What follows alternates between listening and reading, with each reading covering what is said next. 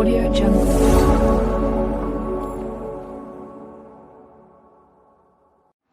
Hello friends, welcome to my channel CNA nursing academy. आज हम पढ़ेंगे फ्लूइड एंड इलेक्ट्रोलाइट्स का पार्ट 3। इसमें हम पढ़ेंगे इलेक्ट्रोलाइट इम्बैलेंसेस के बारे में। तो बहुत सारी इलेक्ट्रोलाइट्स हैं हमारी बॉडी में जो बहुत इंपॉर्टेंट है और इसमें बहुत सारी ऐसी चीज़ें हैं जो हमारे एग्जाम्स में क्वेश्चंस में आती है। तो सबसे पहले हम पढ़ेंगे पोटेशियम के बारे में। पोटेशियम की नॉर्मल वैल्यू क्या होती है? 3.5 टू 5 मिली इक्विवेलेंट। अगर इससे कम होता है तो हाइपोकैलिमिया हो जाता है हमारी बॉडी में, और इससे ज़्यादा होता है तो हाइपरकैलिमिया हो जाता है। तो पोटेशियम का मेन फंक्शन क्या है बॉडी में? इसका मेन फंक्शन होता है कॉन्ट्रैक्शन ऑफ द हार्ट और मसल्स। अब हम पढ़ेंगे कि किन से हमें पता चलता है कि हमारी बॉडी में हाइपोकैलिमिया है। कोई भी प्रॉब्लम, हमें सिम्टम्स कैसे, मतलब कुछ भी क्या एक्टिविटीज होंगी बॉडी में जिससे हमें इसके बारे में पता चलेगा। तो ज़्यादातर जो हमारा बॉडी का सिस्टम है वो लो एंड स्लो हो जाता है जब हम हाइपोकैलिमिया में होते हैं। जैसे हार्ट में जब ECG में देखते हैं तो फ्लैट T वेव्स आती हैं, या ST डिप्रेशन आता है, या फिर प्रोमिनेंट U वेव्स आती है। यही हम अगर मस्कुलर सिस्टम में देखेंगे तो जो हमारा डीप टेंडन रिफ्लेक्स है वो कम हो जाता है, डिक्रीज हो जाता है। मसल क्रैम्प्स होते हैं, फ्लैसिड पैरालिसिस होता है। फ्लैसिड पैरालिसिस क्या होता है? Paralysis of the limbs. उसके बाद GI ट्रैक में इसमें क्या होता है कि जो GI की जो मूवमेंट्स होती हैं वो कम हो जाती हैं, डिक्रीज मोटिलिटी होती है, और जो हमारे बाउल साउंड्स होते हैं उनकी वो एब्सेंट हो जाते हैं। उसके अलावा कॉन्स्टिपेशन होती है, एब्डोमिनल डिस्टेंशन होता है, पैरालाइटिक इलियस होता है। पैरालाइटिक इलियस क्या होती है कि जो हमारी इंटेस्टाइन है वो पैरालाइज हो जाती है, उनमें मूवमेंट ही नहीं होती। पेरिस्टालसिस होती है तभी फूड हमारा आगे जाता है, पर इसमें इस कंडीशन में क्या होती है? पैरालाइटिक इलियस हो जाता है, जिसकी वजह से क्या होता है? स्मॉल बाउल ऑब्स्ट्रक्शन हो जाती है। देन रेस्पिरेटरी में वो ही शैलो इनइफेक्टिव रेस्पिरेशन होता है। प्रोफाउंड क्यों होता है ये? क्योंकि हमारी जो स्केलेटल मसल्स हैं वो वीक हो जाती हैं, इसकी वजह से रेस्पिरेशन इफेक्टिव नहीं हो पाता। उसके अलावा डिमिनिश्ड ब्रेथ साउंड्स भी कॉजेज ऑफ हाइपोकैलिमिया। उसके क्या कॉजेज हैं? अगर हम बहुत एक्सेसिव यूज कर रहे हैं कुछ मेडिसिन का, जैसे कि डायूरेटिक्स, कॉर्टिकोस्टेरॉइड्स। उसके अलावा बहुत ज़्यादा वॉमिटिंग, डायरिया है, पेशेंट में वुंड ड्रेनेज बहुत ज़्यादा हो रहा है, या फिर बहुत ज़्यादा नेसोगैस्ट्रिक सिक्रीशंस आ रहे हैं, या पेशेंट एनजी सेक्शन पे है बहुत ज़्यादा फ्रीक्वेंटली। उसके बाद एक्सेसिव डायफोरेसिस हो रहा है, यानी कि बहुत ज़्यादा स्वेट्स आते हैं किसको, किडनी डिसीज है, या फिर वो पेशेंट ले ही नहीं रहा है पोटेशियम, या फिर सीरम जो पोटेशियम है वो डाइल्यूशन हो रहा है। कब होता है वो? या तो वाटर इंटॉक्सिकेशन होता है, या IV थेरेपी कुछ ऐसे यूज कर रहे हैं कि जिनमें पोटेशियम है ही नहीं, पोटेशियम उस सॉल्यूशन में होता ही नहीं है। उसके अलावा अगर पोटेशियम जो है एक्स्ट्रा सेलुलर से इंट्रासेलुलर फ्लूइड में चला जाता है तो भी ये कंडीशन हो सकती है, और वो किन में होता है? अल्कलोसिस और हाइपर इंसुलिनीमिया में।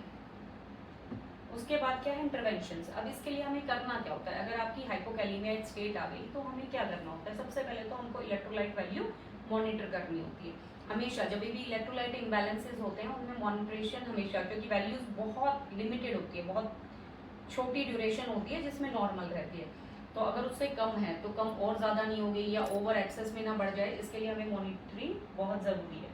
उसके अलावा जो पोटेशियम सप्लीमेंट ओरली या इंट्रावेनियसली हमको पेशेंट को देना होता है, एडमिनिस्टर करना होता है, तो इसकी डोज क्या होती है? ओरली जो होता है एक पोर्ट क्लोर करके सिरप आता है जो हम पेशेंट को देते हैं। इसको हम लिक्विड में मिक्स करके भी दे सकते हैं, क्योंकि पेशेंट को कई बार इससे इरिटेशन होती है। खाली पेट ये कभी नहीं देना होता है, हमेशा खाने के बाद ही देना है। इसको हम जूस वगैरह के साथ दे सकते हैं ताकि पेशेंट को गैस्ट्रिक इरिटेशन ना हो। उसके अलावा है अब इंट्रावीनसली जो हम पोटेशियम का एम्प्यूल आता है उसको हम किस से देते हैं? देखो उसकी जो वैल्यू होती है, कभी भी उसको बॉलस में नहीं देना होता है, ना IM देना होता है, ना सबकुटेनियस देना होता है, उसको हमेशा डाइल्यूट करके देना होता है। तो उसकी डाइल्यूशन की डोज क्या होती है? 1 मिली इक्विवेलेंट पर 10 ml में हम उसको मिक्स करते हैं। जो 1 ml किस में 10 ml में मिक्स करना होता है 1 मिली इक्विवेलेंट की डोसेज। और पेशेंट को देनी कितनी होती है? 5 to 10 milliequivalent per hour से ज़्यादा नहीं देते। इन केस अगर हमने एक्सटेंड किया तो 20 मिली इक्विवेलेंट पर लीटर से ज़्यादा तो किसी भी कंडीशन में नहीं देनी है। इन केस 10 से ऊपर अगर इसकी डोज हम पेशेंट को दे रहे हैं तो पेशेंट को कार्डियक मॉनिटर पे हमको डालना होता है। ताकि हम उसके वाइटल्स मॉनिटर कर सकें। प्लस जब भी हम उसको देखते हैं उसको हमेशा ना इवनली मिक्स करना होता है। ऐसा नहीं है कि हमने डाला और पेशेंट को ऐसे ही चढ़ गया, पेशेंट के लिए बहुत हार्मफुल है, फेटल हो सकता है। तो उसको पहले हमको इवन मिक्स करना है, वो इवनली मिक्स होना चाहिए ताकि धीरे धीरे पेशेंट में जाए, और प्रॉपरली उस पर लेबल भी होना चाहिए कि इसमें पोटेशियम है, ताकि हम और कुछ मिक्स ना करें और पेशेंट की डोज अकॉर्डिंगली इसको हम ट्राई करते हैं इन्फ्यूजन पंप से भी। साथ में जो नर्स है उसको ध्यान रखना चाहिए कि जब भी ये इन्फ्यूजन जा रहा होता है, पेशेंट की इन्फ्यूजन साइट को देखना होता है, क्योंकि इससे फ्लीबाइटिस हो सकता है। तो बेस्ट कौन सी वो साइट होती है, सेंट्रल लाइन, जिससे हम पोटेशियम दे सकते हैं। उसके बाद क्या है कि if the client is taking potassium losing diuretics, तो ये हमें डिसकंटिन्यू करना है इन केस ऑफ हाइपोकैलेमिया, क्योंकि पहले ही बॉडी में कम है और ज्यादा लूज हो रहे हैं। उसके साथ साथ पेशेंट को इंस्ट्रक्ट करना है कि उसको वो डाइट लेनी है जो हाई इन पोटेशियम है।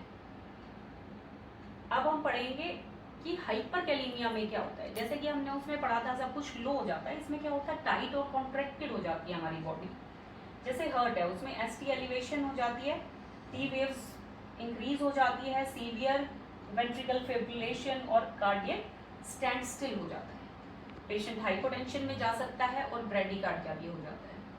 उसके अलावा जीआई ट्रैक्ट में क्या होता है, डायरिया हो जाता है। जो साउंड उसमें थे, जैसे उसमें कॉन्स्टिपेशन है तो इसमें डायरिया हो जाता है। उसमें हाइपो एक्टिव बाउल साउंड थे, इसमें हाइपर एक्टिव मतलब बहुत ज्यादा बाउल साउंड्स आती है पेशेंट से। उसके बाद क्या है, न्यूरोमस्कुलर में क्या होता है कि पैरालिसिस हो सकता है एक्सट्रीमिटीज में, और जो डीप टेंडन रिफ्लेक्स उसमें स्लो हुए थे इसमें इंक्रीज हो जाते हैं। प्रोफाउंड मसल वीकनेस हो जाती है जिससे, और पूरी बॉडी में ना हैवीनेस की फीलिंग आती है। रेस्पिरेशन में क्या होता है कि जैसे कि हमारी जो स्केलेटल मसल्स हैं वो वीक हो जाती है, उसकी वजह से रेस्पिरेटरी फेलियर हो सकता है। अब हम पढ़ेंगे फ्रेंड्स कॉजेज ऑफ हाइपरकैलेमिया। तो क्या क्या कॉजेज होते हैं हाइपरकैलेमिया, क्या है हम पहले ही पढ़ चुके हैं। जब हमारा 5 मिली इक्विवेलेंट पर लीटर से ज़्यादा हो जाता है तो उसमें हम क्या पढ़ते हैं, जैसे अगर हमने बहुत ज़्यादा पोटेशियम इनटेक कर रहे हैं डाइट के थ्रू या किसी भी तरह, किसी सप्लीमेंट से या आईवी सॉल्यूशंस में, कैसे भी अगर हम पोटेशियम का इंटेक ज़्यादा कर रहे हैं तो पोटेशियम इंटेक हमारी हाइपरकैलेमिया हो सकता है। अगर पोटेशियम एक्सक्रीशन हमारी बॉडी से ही बहुत कम हो पा रहा है, या फिर पोटेशियम जो है इंट्रासेलुलर फ्लूइड से एक्स्ट्रासेलुलर फ्लूइड में आ जाता है due to tissue damage, acidosis या फिर हाइपर यूरिसीमिया, इन सारी कंडीशंस में क्या है, पोटेशियम हमारी बॉडी में बढ़ जाता है। अब हम उसके लिए हमें क्या इंटरवेंशंस लेनी है। एक तो सबसे पहले जो आईवी पोटेशियम हम दे रहे हैं, क्योंकि हमने पहले भी पढ़ा था कि उसको मॉनिटर करना है। अगर उस कंडीशन में अगर ये बढ़ा है तो हमें पोटेशियम एकदम से डिसकंटिन्यू करना है, और जो ओरल पोटेशियम भी हम ले रहे हैं उसको विदहोल्ड करना है इमीडिएटली, ताकि वो और ज़्यादा ना बढ़े। उसके बाद क्या है कि हमें पोटेशियम रिस्ट्रिक्टेड डाइट देनी है पेशेंट को। पहले हम एनकरेज कर रहे थे, अब हमें रिस्ट्रिक्ट कर देनी है पोटेशियम डाइट। उसके बाद उसको पोटेशियम एक्सक्रीटिंग डायूरेटिक्स देने हैं, ताकि जो एक्सेस पोटेशियम है हमारी बॉडी से निकलना शुरू हो जाए। उसके बाद अगर बहुत ज़्यादा क्रिटिकली हाई हो गया है, मैनेज नहीं हो रहा है, तो पेशेंट को डायलिसिस के लिए भी ले जाना है, क्योंकि ये हमारे हार्ट को, अल्टीमेटली हमारी हार्ट को, रेस्पिरेशन को, सारी चीज़ों को अफेक्ट कर रहा है। हमारी स्केलेटल मसल्स में पैरालिसिस कर रहा है, सब कुछ कर रहा है। तो हमें अगर एक्सट्रीमली हाई है तो पेशेंट को डायलिसिस पे डालना है। उसके बाद क्या है कि हम आईवी कैल्शियम भी दे सकते हैं, क्योंकि हाइपर कैल्सीमिया अगर सीवियर होता है तो हमारे हार्ट पे बहुत एफर्ट डालता है। अगर हम कैल्शियम आईवी उसको आईवी कैल्शियम देते हैं तो जो मायोकार्डियल एक्साइटेबिलिटी है उसको वो एवर्ट कर सकता है कैल्शियम, ताकि हार्ट पे ज़्यादा बुरा असर ना हो। उसके बाद है कि अगर हमें हाइपरकैलेमिया है तो हम हाइपरटोनिक ग्लूकोज भी दे सकते हैं रेगुलर इंसुलिन के साथ, ताकि जो इंट्रासेलुलर स्पेस से एक्स्ट्रासेलुलर में जो हमारा पोटेशियम आया है वो वापस इनसाइड द सेल चला जाए। उसके बाद क्या है कि सीरम पोटेशियम लेवल को हमें क्लोजली मॉनिटर करना है, सबसे इंपॉर्टेंट काम है हर इलेक्ट्रोलाइट का। मैंने पहले भी बोला इसको क्लोजली मॉनिटर ही करना है। अब फ्रेंड्स उसमें बहुत सारे क्वेश्चन थे, जैसे क्यों रेगुलर इंसुलिन के साथ डालते हैं। इंसुलिन का काम क्या होता है, एक्स्ट्रा सेलुलर से इंट्रासेलुलर फ्लूइड की तरफ उसको डालना वापस, तो पोटेशियम के केस में भी वो हेल्प करता है। अब हम पढ़ेंगे सोडियम के बारे में। अब सोडियम की नॉर्मल वैल्यू क्या है, it is 135 to 145 milliequivalent per litre.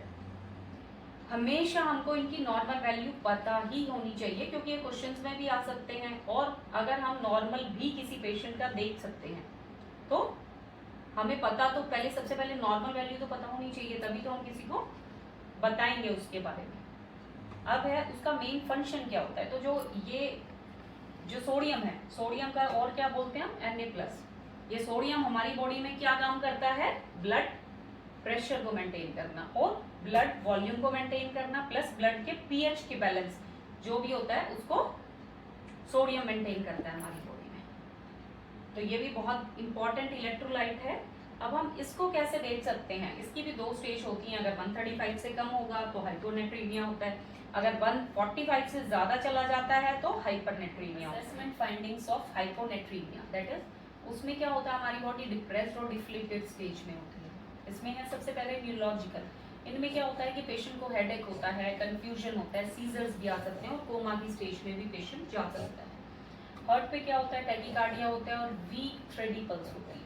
Respiratory में हमारा जो रेस्पिरेशन है वो शैलो हो जाता है, इनइफेक्टिव हो जाता है और लेटर ऑन रेस्पिरेटरी अरेस्ट में भी हम जा सकते हैं। देन न्यूरोमस्कुलर, न्यूरोमस्कुलर में भी क्या होती है, जो स्केलेटल मसल्स हैं वो वीक हो जाती हैं और डीप टेंडन रिफ्लेक्सेस भी हैं वो स्लो हो जाता है। देन जीआई, जीआई में क्या होता है, नोजिया होता है, क्योंकि हमारी जो गैस्ट्रिक मोटिलिटी है वो इंक्रीज हो जाती है। जो बाउल साउंड्स भी है वो भी हाइपर एक्टिव हो जाती है, बहुत ज्यादा बाउल साउंड्स आनी शुरू हो जाती है। एब्डोमिनल क्रैम्पिंग होती है, डायरिया हो सकता है। रीनल में क्या होता है कि जो हमारा रीनल आउटपुट है वो इंक्रीज हो जाता है। अब हाइपोनेट्रीमिया करने के लिए क्या रीजंस होते हैं, क्यों होता है बॉडी में हाइपोनेट्रीमिया, कॉजेस।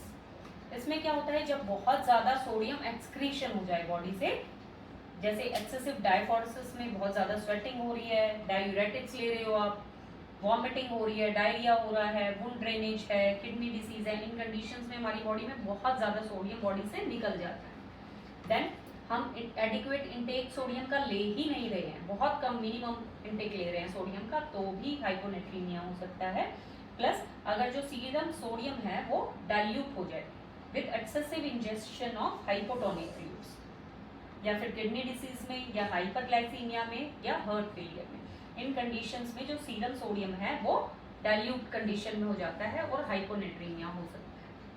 अब हम पढ़ेंगे इंटरवेंशंस, मतलब अब हम हो गया हाइपोनेट्रीमिया, हमको उसको करेक्ट कैसे करना है। तो हाइपोनेट्रीमिया अगर हमारे फ्लूइड वॉल्यूम डेफिशिएट के साथ हुआ है, जो हमने पिछली स्लाइड में पढ़ा था, हमारी पार्ट 2 में मैंने फ्लूइड वॉल्यूम डेफिशिएट और ओवरलोड के बारे में बताया था। उस टाइम मैंने ये भी बताया था कि अगर फ्लूइड वॉल्यूम डेफिशिएट के साथ कई बार इलेक्ट्रोलाइट इम्बैलेंसेस भी हो सकते हैं।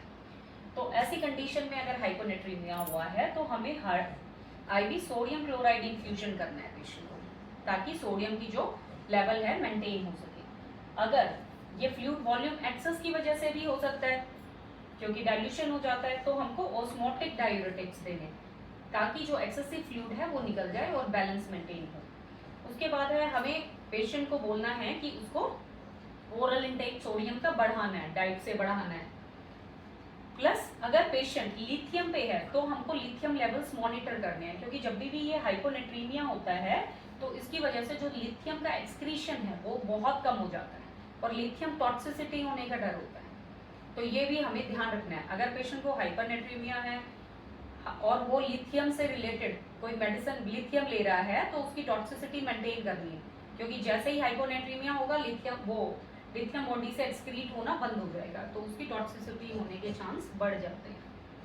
अब हम पढ़ेंगे हाइपरनेट्रीमिया। हाइपरनेट्रीमिया मतलब हमारी बॉडी में सोडियम का लेवल बढ़ गया है, तो उसमें क्या होता है, बिग और ब्लॉटेड हो जाता है सब कुछ। जैसे हमारी स्किन बिग एंड ब्लॉटेड, फूल गया सब कुछ, जैसे फ्लश, रेड, रोजी स्किन हो जाएगी, एडीमा हो जाएगा, वाटर बेड स्किन हो जाएगी, लो ग्रेड फीवर होगा, पॉलीडिप्सिया, आपको बहुत ज़्यादा थर्स्ट होगी, फील होगी, बहुत ज़्यादा प्यास लगनी शुरू हो जाती है। लेट साइंस में क्या होती है कि हमारी जो टंग है वो स्वॉलन हो जाती है, ड्राई टंग, ड्राई होके सूज जाती है बिल्कुल। फिर रेस्पिरेटरी में क्या होता है कि जब बॉडी में जितना ज़्यादा सोडियम होता है तो उससे क्या होता है कि फ्लूइड और ज़्यादा होता है, बॉडी में और ज़्यादा फ्लूइड एब्जॉर्ब करने लग जाता है, तो इसकी वजह से क्या होता है, पल्मोनरी एडीमा हो सकता है, CNS जो हमारा सेंट्रल नर्वस सिस्टम है वो भी ऑल्टर्ड हो जाएगा। जैसे फ्लूइड्स बढ़ जाएंगे, सोडियम बढ़ जाएगा, तो हमारा जो कॉन्शियस लेवल जो है ना वो ऑल्टर्ड होने लग जाएगा। हमारा सेरिब्रल फंक्शन ढंग से मतलब काम नहीं करेगा हमारा ब्रेन, और वो ऑल्टर्ड करने लग जाएगा सब कुछ। रीनल में क्या होगा, जैसे उसमें इंक्रीज यूरिनरी आउटपुट था, इसमें डिक्रीज हो जाएगा। न्यूरोमस्कुलर में क्या आएगा, इमीडिएटली तो क्या होगा, मसल ट्विचिंग होगी स्पॉन्टेनियसली, बट लेटर वो मसल वीक हो जाएंगी धीरे धीरे। अब हम पढ़ते हैं कॉजेज ऑफ हाइपरनेट्रीमिया, मींस सोडियम के बढ़ने से हमारी बॉडी में मतलब क्या रीजंस होते हैं, क्यों बढ़ता है हमारी बॉडी में। जैसे कि अगर सोडियम का जो एक्सक्रीशन है बॉडी से वो कम हो जाए, किन के साथ होता है, अगर हम कॉर्टिकोस्टेरॉइड्स ले रहे हैं या क्यूशिंग सिंड्रोम है या कोई किडनी डिसीज है, इन कंडीशंस में जो सोडियम है हमारी बॉडी से निकलना कम हो जाता है। उसके बाद अगर हम सोडियम का इंक्रीज कर दें इनटेक, उसके अलावा क्या है, अगर बहुत ज़्यादा पानी हम कम लेना शुरू कर देते हैं तो भी सोडियम बढ़ जाता है क्योंकि डाइल्यूशन नहीं हो पाती। उसके अलावा बॉडी से वाटर लॉस बहुत ज़्यादा हो रहा है तो भी सोडियम कॉन्सेंट्रेटेड स्टेज में बढ़ जाता है। अब इसके इंटरवेंशंस क्या है, अगर सोडियम हमारी बॉडी में बढ़ा हुआ है तो हमको क्या करना है। अगर फ्लूइड लॉस है तो हमको आईवी इन्फ्यूजन देना है। जैसे कि हमने अभी कॉजेज में पढ़ा था कि अगर बॉडी से फ्लूइड लॉस हो रहा है या फ्लूइड की कमी हो रही है, हम इनटेक ही बहुत कम ले रहे हैं तो सोडियम बढ़ सकता है। तो इन कंडीशंस में क्या है, हमको आईवी इन्फ्यूजन देना है फ्लूइड्स का ताकि लेवल मेंटेन हो। उसके अलावा अगर कोई रीनल एक्सक्रीशन से है, मतलब इनएडिक्वेट रीनल एक्सक्रीशन है और सोडियम बढ़ रहा है, प्रॉपरली बॉडी एक्सक्रीट ही नहीं कर रही है सोडियम को, तो हमको क्या करना है, उसको डायूरेटिक्स देने पड़ेंगे। उसके अलावा सोडियम और फ्लूइड इनटेक रिस्ट्रिक्ट करना है।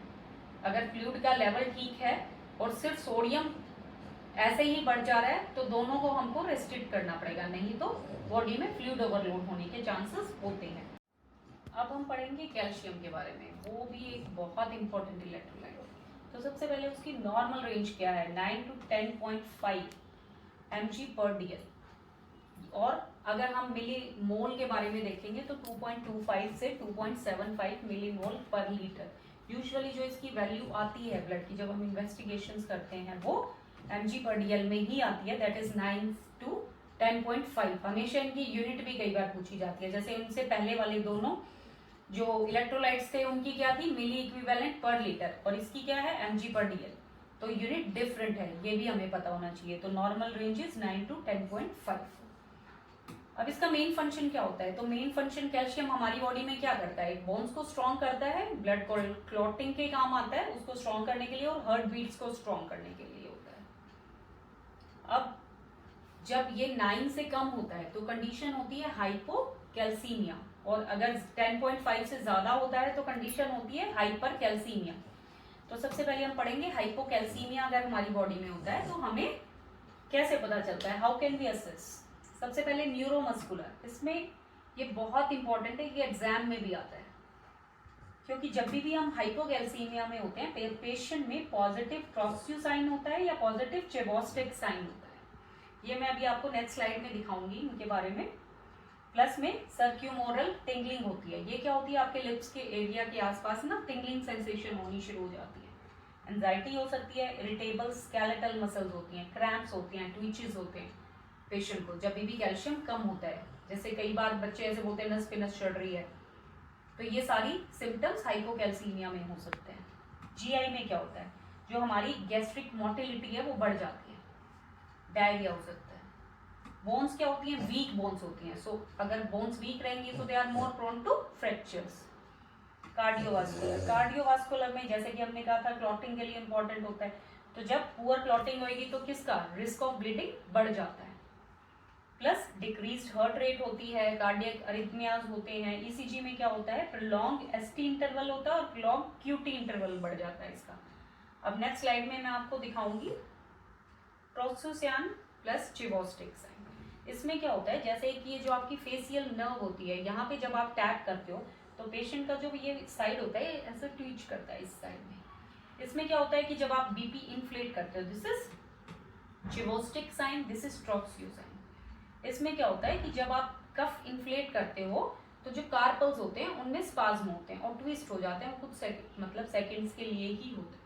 अगर आपकी बॉडी में हाइपोकैल्सीमिया है तो ये दोनों साइन पॉजिटिव होते हैं। कई बार एग्जाम में ये पूछ सकते हैं कि हाइपोकैल्सीमिया के मेन साइन क्या होते हैं, तो सबसे मेन साइन यही दोनों होते हैं।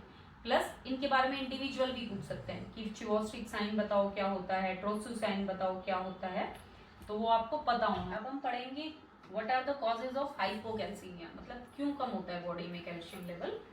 अगर जो कैल्शियम का एब्जॉर्प्शन है हमारी जीआई ट्रैक्ट से हो ही नहीं रहा है, उसको इनहिबिट कर रहा है कुछ चीजें, जैसे कि या तो आप कैल्शियम मतलब प्रॉपरली इन एडिक्वेट क्वांटिटी में ले ही नहीं रहे हो, लैक्टोज इंटॉलरेंस है, या माल एब्जॉर्प्शन सिंड्रोम है जैसे सीलियक स्ट्रू या क्रॉन्स डिसीज, उनमें भी प्रॉपर एब्जॉर्प्शन, वो सारी एब्जॉर्प्शंस को ऑल्टर कर देता है।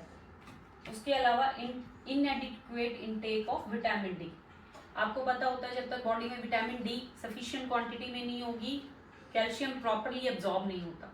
तो अगर हम विटामिन डी ही नहीं ले रहे हैं तो हम कैल्शियम कितना भी लें वो प्रॉपरली एब्जॉर्ब नहीं होगा।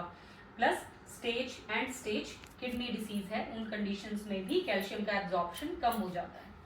अब है इंक्रीज, एक तो एब्जॉर्प्शन नहीं हो या तो फिर एक्सक्रीशन ज्यादा होने लग जाए हमारी बॉडी से, जैसे किडनी डिसीज में एक्सक्रीशन ज्यादा होता है, डायरिया हो गया, कोई वुंड ड्रेनेज है, या फिर कंडीशंस जिनमें जो ionize fraction of calcium decrease हो जाए। किन कंडीशंस में, जैसे हाइपर प्रोटीनीमिया हो, एल्कलोसिस हो, या फिर हम मेडिसिन ले रहे हैं जैसे कैल्शियम बाइंडर्स, या फिर एक्यूट पेनक्रियाटाइटिस हो, या फिर जो पैराथायरॉयड ग्लैंड्स हैं वो रिमूव हो जाए हमारी बॉडी से, तो इन कंडीशंस में जो कैल्शियम की डेफिशिएंसी होने लग जाती है बॉडी में। अब उसके लिए इंटरवेंशंस, अब हमको करना क्या है, जैसे कि हम सारा पढ़ रहे हैं कैल्शियम ओरली या इंट्रावीनसली, सेम ये इलेक्ट्रोलाइट्स जो होते हैं इनको हम क्या करते हैं, इनको हम वैसे नहीं देते हैं आईएम और सबकुटेनियस फॉर्म में, इनको हम ओरली दे सकते हैं या इंट्रावीनसली देंगे। उसके बाद अगर हम कैल्शियम इंट्रावीनसली दे रहे हैं तो वो ऐसा नहीं है कैसे भी चढ़ा दिया, ठंडा चढ़ा दिया, वो सबसे पहले वार्म होना चाहिए, इंजेक्शन को हमको वार्म करना है और स्लोली एडमिनिस्टर करना है। प्लस हमको ईसीजी भी मॉनिटर करनी है पेशेंट को जब भी हम कैल्शियम देते हैं। क्यों? क्योंकि वो हमारे हार्ट रेट पे, हमारी कार्डियक अरिथमियाज वगैरह कॉज कर सकता है, तो उसको प्रॉपर मॉनिटर करना है। उसके अलावा क्या है कि हमको मेडिसिन देनी है जिसकी वजह से कैल्शियम का एब्जॉर्प्शन बढ़ने लग जाए। किन मेडिसिन में बढ़ता है, जैसे एल्यूमिनियम हाइड्रोक्साइड, ये क्या करता है कि फॉस्फोरस का लेवल कम करता है। जैसे ही फॉस्फोरस का लेवल कम होता है हमारी बॉडी में, कैल्शियम का लेवल अपने आप बढ़ना शुरू हो जाता है, तो हम एल्यूमिनियम हाइड्रोक्साइड देंगे। सेकेंड, विटामिन ए डी देंगे क्योंकि विटामिन डी भी इसके एब्जॉर्प्शन में हेल्प करता है। उसके अलावा जैसे जब ये वाली स्टेज होती है तो हमें सीजर्स आ सकते हैं, तो हमें ऑलवेज प्रिकॉशंस लेके रखनी है कि सीजर्स होते हैं, उसके लिए हमें प्रिपरेशंस भी करके रखनी है। तो हमें क्या करना है, देन पेशेंट को केयरफुली हमें मूव करना है क्योंकि पेशेंट रिस्क पे है, उसको फ्रैक्चर हो सकता है, पैथोलॉजिकल फ्रैक्चर, और उसके साइंस भी देखने हैं कि हो तो नहीं गया पेशेंट का, तो बहुत ज़्यादा हमको उसका ध्यान रखना है। और हम 10% जो कैल्शियम ग्लूकोनेट है उसको रेडी रखेंगे अगर एक्यूट कैल्शियम डेफिशिएंट है इस कंडीशन में तो। प्लस पेशेंट को हमको इंस्ट्रक्ट करना है कि उसको कैल्शियम रिच फूड ही लेना है। अब हम पढ़ेंगे हाइपर कैल्सीमिया। हाइपर कैल्सीमिया क्या होता है, जब 10.5 mg/dl से ज़्यादा हमारी बॉडी में कैल्शियम हो जाता है जो नहीं रिक्वायर्ड होता है, कुछ भी कम ज़्यादा कुछ भी होगा तो वो प्रॉब्लम कॉज करेगा। तो इस कंडीशन में क्या होती है, स्वॉलन एंड स्लो, जैसे बोन्स, ग्रॉन्स, स्टोन्स। तो ये होते क्या है वो मैं अभी समझाती हूँ। जैसे जीआई ट्रैक्ट में क्या है, कॉन्स्टिपेशन हो रहा है, हमारी जो गैस्ट्रिक मोटिलिटी है कम हो गई है, जो बाउल साउंड्स हैं वो कम आनी शुरू हो जाती है। ठीक है, बोन्स में क्या होता है, पेन होने लग जाता है क्योंकि बोन्स में से जो कैल्शियम है वो निकल के ब्लड में चला जाता है, तो बोन्स में पेन होना शुरू हो जाता है। फिर स्टोन्स, जब एक्सेसिव कैल्शियम हमारी बॉडी में सी होता है तो उससे क्या होता है, स्टोन्स बनने शुरू हो जाते हैं, रीनल स्टोन्स बनने लग जाता है, जिनको रीनल स्टोन्स या कैल्कुलाई बोलते हैं हम। उसके बाद क्या है, जो डीप टेंडन रिफ्लेक्सेस हैं वो कम हो जाएंगे, स्केलेटल मसल्स वीक हो जाएंगी। कार्डियोवास्कुलर में अब क्या होता है, अर्ली फेज में क्या होता है, इंक्रीज होती है heart rate, but later on bradycardia हो जाती है और जिसकी वजह से लास्ट में कार्डियक अरेस्ट भी हो सकता है। ब्लड प्रेशर इंक्रीज हो जाता है, पल्स बाउंडिंग होती है। ईसीजी में क्या होता है कि एसटी सेगमेंट शॉर्टेंड होता है और जो टी सेगमेंट है वो टी वेव है वो वाइडेंड हो जाती है, हार्ट ब्लॉक भी हो सकता है पेशेंट का। अब हाइपर कैल्सीमिया के क्या कॉज हैं, क्यों होता है बॉडी में हाइपर कैल्शियमीमिया? अगर तो आपने बहुत ज्यादा एब्जॉर्प्शन हो रहा है कैल्शियम का, जैसे हम ज्यादा कैल्शियम ले रहे हैं या बहुत ज्यादा विटामिन डी ले रहे हैं, तो हाइपर कैल्सीमिया हो सकता है, कैल्शियम बढ़ सकता है बॉडी में। अगर हम उसका सेम वेट बॉडी से एक्सक्रीशन कम हो रहा है, तो जैसे किडनी डिसीज में या फिर थायराइड डायूरेटिक्स यूज कर रहे हैं, तो एक्सक्रीशन कम हो जाता है इन कंडीशंस में, तो भी हमारी बॉडी में कैल्शियम लेवल बढ़ने लग जाता है। उसके अलावा बोन रीअब्जॉर्प्शन ऑफ कैल्शियम बढ़ने लग जाए, जैसे हाइपर पैराथायरॉयडिज्म कंडीशन में, हाइपरथायरॉयडिज्म में, मेलेग्नेंसीज में, कैंसर की स्टेट में, या फिर इनमोबिलिटी, पेशेंट घूम ही नहीं रहा है, तो इन केसेस में क्या होता है कि बोन्स जो होती है वो रीअब्जॉर्प्शन करने लग जाती है कैल्शियम का।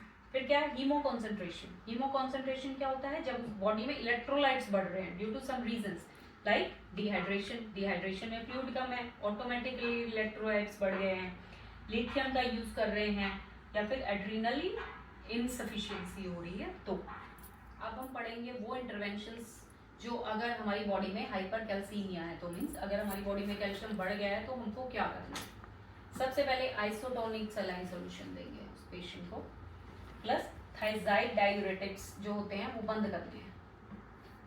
उसके अलावा हमें वो मेडिसिन देनी है जिनसे जो कैल्शियम का रीअब्जॉर्प्शन कर रही है बोन्स, वो स्टॉप कर दें उनको। तो फॉस्फोरस और कैल्सीटोनिन जब देंगे तो जो कैल्शियम का रीअब्जॉर्प्शन हो रहा है बोन्स में वो बंद हो जाता है। उसके अलावा पेशेंट को केयरफुली हमें मॉनिटर करना है कि उसको फ्रैक्चर ना हो जाए, उसको आराम से मूवमेंट कराना है, चलाना है या टर्न करना है, कुछ भी पैथोलॉजिकल फ्रैक्चर के साइन मॉनिटर करने हैं।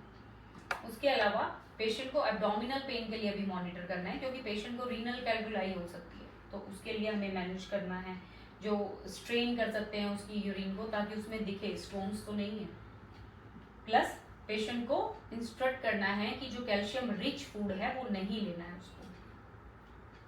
अब हम पढ़ेंगे कुछ और इलेक्ट्रोलाइट्स, वो जो मेन 3 इंपॉर्टेंट इलेक्ट्रोलाइट्स हैं वो मैंने आपको बताए अभी तक, जैसे पोटेशियम, देन सोडियम और कैल्शियम। इसके अलावा भी कुछ और इंपॉर्टेंट इलेक्ट्रोलाइट्स भी हैं जो मैं ब्रीफली आपको बताती हूँ।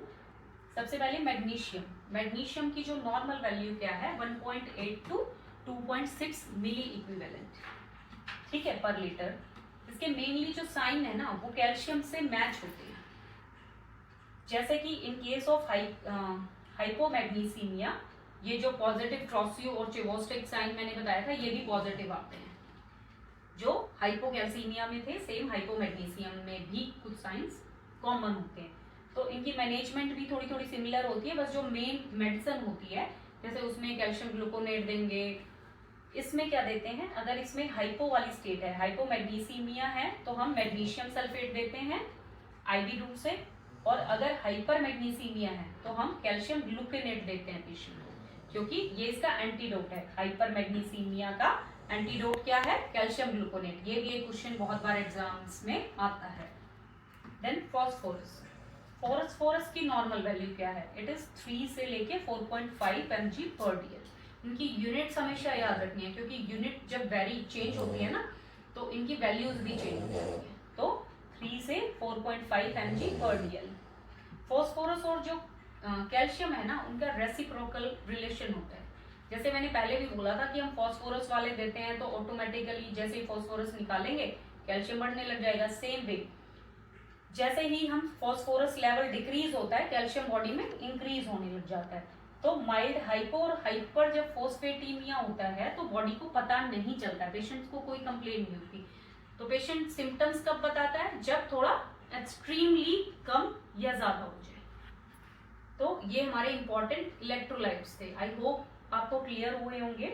अब हम सबसे इंपॉर्टेंट है, जब मैं पूरी प्रेजेंटेशन में इंटरवेंशंस में बोल रही हूँ कि पेशेंट्स को एनकरेज करना है खाने के लिए या रिस्ट्रिक्ट करनी है उनकी डाइट, तो पहले हमें पता होना चाहिए वो डाइट कौन कौन से मतलब न्यूट्रिएंट्स हैं, कौन से फूड आइटम्स हैं जिनमें मिनरल्स ज्यादा और कम होते हैं। जैसे पोटेशियम किस किस चीज में होती है? ऑल मीट्स में, रेड मीट है, कुछ भी है, उनमें पोटेशियम ज्यादा होता है। फिश है, सोया प्रोडक्ट्स है, वेजिटेबल्स जैसे broccoli, peas, beans, tomatoes, potatoes, sweet potatoes, इन सब में पोटेशियम ज्यादा होता है।